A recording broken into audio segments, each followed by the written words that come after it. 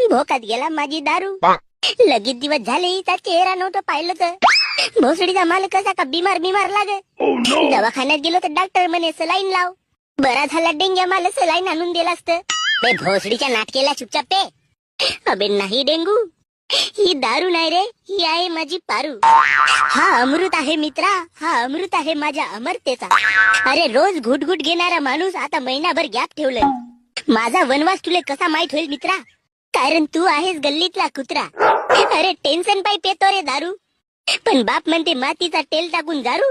पे भोकणाड्या, तू येते शायऱ्या मारत चाललास तिकडे, तुझी माल दुसरीकडे तोंड मारत फिरत आहे ना बे. ते तर साली पुरी भोसडीची लोपरच होती बे.